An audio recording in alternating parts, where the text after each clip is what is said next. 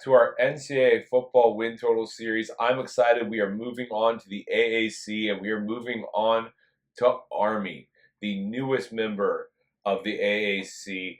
And really, when we talk about Army, we have to talk about them in a different light. Yes, this is a program that won national titles in the 40s and they were good through the 60s in the grand scheme, but they recruit a different type of player. This is about the Army and Army as an institution and not football.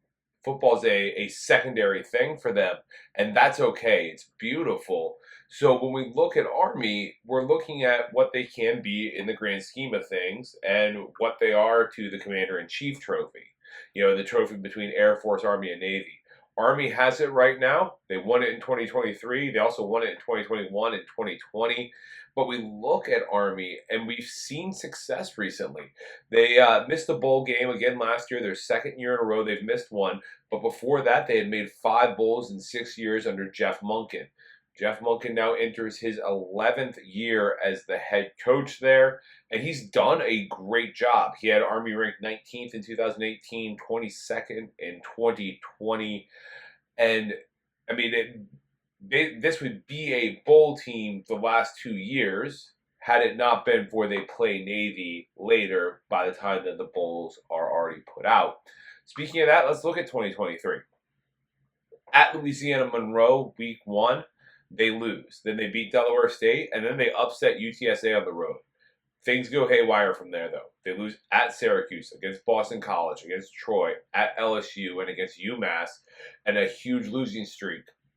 November 4th, though, they go to Air Force, number 25 ranked Air Force at the time, undefeated. They're doing amazing. They knock them off 23-3. Then they beat Holy Cross. They beat Coastal Carolina November 18th. Then they don't play till December 9th on Army-Navy Day. Beat Navy 17-11 to win the Commander-in-Chief trophy and to get to 6-6 again. When we look at Army this year, they bring back a lot. First of all, Bryson Daly's back. 901 yards, 7 scores on the ground last year. This is a running offense. It's the triple option. He's back along with Kane Ado and Hayden Reed. Kane Ado is 220 pounds. Hayden Reed's 215 pounds. They're the big thumping backs. They have Tyo Robinson. That's the speed back. The running game's awesome. Offensive line should be good. They have a lot of depth on that offensive line. They have 8 to 9 guys that could rotate in. Lucas Scott and Brady Small, Garden Center, will be the rock of that line. Those 2 won't leave the field. The other 3 should be some rotations. They have a ton of guys in there. I love also 6'4", 325-pound senior Matthew Adage. He should be great this year. The offensive line should be solid. At the receiving core, they lost a lot. Isaiah Alston's gone, 30 yards per catch. But Casey Reynolds back. He was second on the team with 16 catches last year. Noah Short is there. He can also run. 18 grabs and 2 scores last year. Those 2 are more than enough in the receiving core for Army that does not pass a lot. On defense, though, it's all about the offense, actually. Last year, when Army was running the ball well and keeping the defense off the field, they won.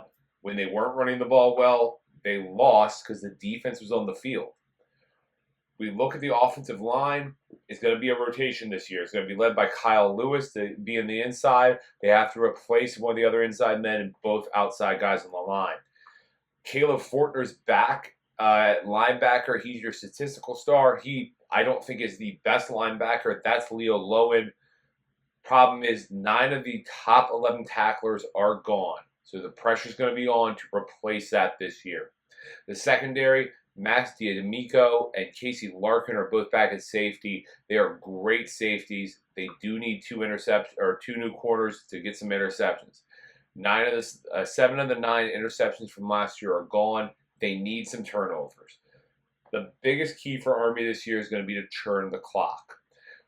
When it's running well and churning the clock, they win. When they are not, they lose.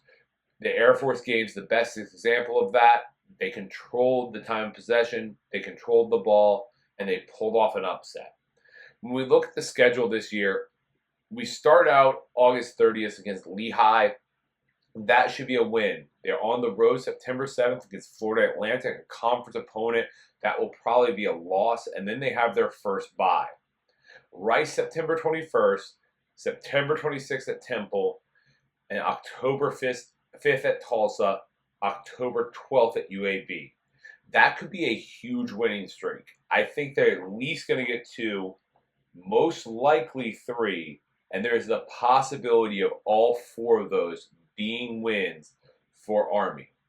October 19th, East Carolina, probably a loss before a bye. November 2nd, Air Force. Air Force is replacing an absolute ton. Army's definitely the better team this year. They win that game. November 9th at North Texas, most likely a loss, and then another bye. Then they have to play Notre Dame at home. That will be a loss. UTSA at home, I think it's a loss this year. They have a bye December 7th, and then the Army-Navy game is December 14th in East Rutherford, New Jersey. I think Army retains the Commander-in-Chief trophy this year. They beat Navy there. I really like this Army team in comparison to the other service academies this year. So when we look at the schedule as a whole and try to predict it, if they can beat Lehigh, they're going to beat Lehigh. That's going to happen. If they can get 3 out of Rice, Temple, and UAB, they're at 4 wins, and then they get Air Force and Navy to get to 5 and 6. There's a couple books out there that are holding, most books out there are holding 6.5 as the total. I'm a little leery of that. I would lean to the over on 6.5. I think this can be a 7-win team because I really like that 4-game stretch of Rice, Temple, Tulsa, UAB. I think they can win all 4 games. There's also a 6 out there, and then there's a 5.5. And that's what we're going to take here. We're going to take the over 5.5 wins on FanDuel at minus 150. If you like this content, make sure to leave a comment. Tell me who you're looking forward to in the AAC.